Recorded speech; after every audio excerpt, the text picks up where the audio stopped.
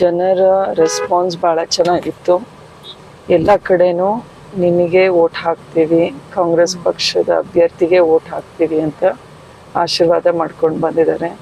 ಜೊತೆಗೆ ನಾವು ಮಾಡಿದಂತಹ ಆರೋಗ್ಯ ಸೇವೆಗಳ ಬಗ್ಗೆ ಕೂಡ ಜನರಿಗೆ ಅರಿವಿದೆ.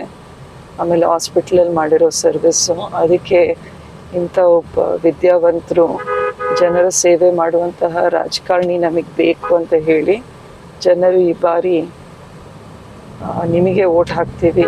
ಇದೆಲ್ಲದಕ್ಕಿಂತ ಮುಖ್ಯವಾಗಿ ಅಪ್ಪಾಜಿ ಮತ್ತು ಮಲ್ಲಿಕಾರ್ಜುನ್ ಶಾಮನೂರ್ ಕುಟುಂಬದ ಬಗ್ಗೆ ಸಾಕಷ್ಟು ಜನರಿಗೆ ಅಭಿಮಾನ ಇದೆ.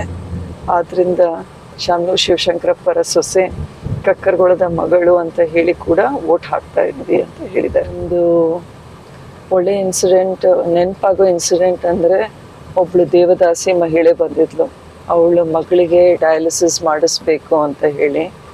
ಸೊ ಅವಳು, ನೀವು ನನಗೆ ಹೆಲ್ಪ್ ಮಾಡ್ತೀರಾ ಅಂತ. ಸೊ ಈ ಮಹಿಳೆಗೆ ಮಗಳಿಗೆ ಡಯಾಲಿಸಿಸ್ ಬಂದಿದೆ, ಒಂದು ಕಿಡ್ನಿ ಕೊಡ್ತೀನಿ ನಾನು, ನೀವು ಕೈಲಾದ ಸಹಾಯ ಮಾಡಿರಿ ಅಂತ ಅದೊಂದು ಬೇಡಿಕೆ ಇಟ್ಕೊಂಡು ಬಂದಿದ್ಲು. ವರ್ಸ್ಟ್ ಇನ್ಸಿಡೆಂಟ್ ಅಂದರೆ ರಾಜಕಾರಣಿಗಳು ಇದೇ ರೀತಿ ಇರ್ತಾರೆ, ಗೆಲ್ಲೋ ತನಕ ಅಷ್ಟೇ ಮನೆ ಬಾಗಿಲಿಗೆ ಬರ್ತಾರೆ. ನಮ್ಮ ಸಮಸ್ಯೆ ಬಗ್ಗೆ ಅವ್ರಿಗೇನೂ ಕಾಳಜಿ ಇಲ್ಲ, ಬರೀ ಅವ್ರು ವೋಟ್ ಹಾಕಬೇಕು, ಗೆಲ್ಲಬೇಕು ಅನ್ನೋದು ಒಂದೇ ಅವರ ಉದ್ದೇಶ ಅಂತ ಹೇಳಿ ಯಾವಾಗ ಜನರು ರಾಜಕಾರಣಿಗಳನ್ನು ಬೈತಾರಲ್ಲ, ಅದು ಬೇಜಾರಾಗುತ್ತೆ.